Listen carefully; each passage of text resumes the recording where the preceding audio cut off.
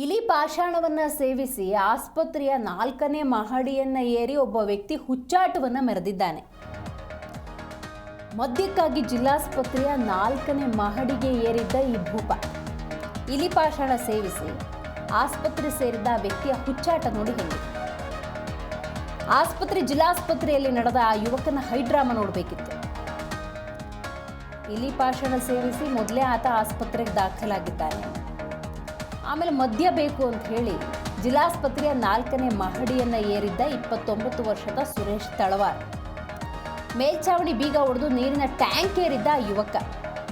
ಮದ್ಯ ಕೊಡೋವರೆಗೂ ಕೂಡ ಕೆಳಗೆ ಬರುವುದಿಲ್ಲ ಅಂತ ಆ ಯುವಕ ಪೊಟ್ಟು ಹಿಡ್ಕೊಂಡು ಕೂತಿದ್ದ. ಆಮೇಲೆ ಹೇಗೋ ಭದ್ರತಾ ಸಿಬ್ಬಂದಿ ಅವನ ಮನವೊಲಿಸಿ ಕೆಳಗಿಳಿಸಿದ್ದಾರೆ.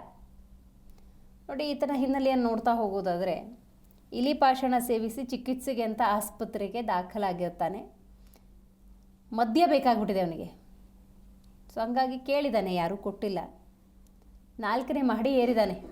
ಏರ್ಬಿಟ್ಟು ಅಲ್ಲೊಂದು ಟ್ಯಾಂಕರ್ಗಳಿದಾವೆ ನೋಡಿ, ಅಲ್ಲಿ ವಾಟರ್ ಟ್ಯಾಂಕ್ಸ್, ಅದರ ಮೇಲೆ ಏರಿ ಹುಚ್ಚಾಟ ಮೆರೆದಿದ್ದಾನೆ. ಹೇಗೋ ಆಮೇಲೆ ಈ 29 ವರ್ಷದ ಸುರೇಶ್ ತಳವಾರ್ ಇವನನ್ನು ಕನ್ವಿನ್ಸ್ ಮಾಡಿ ಮನವೊಲಿಸಿ ಕರ್ಕೊಂಬಂದಿದ್ದಾರೆ ಭದ್ರತಾ ಸಿಬ್ಬಂದಿ.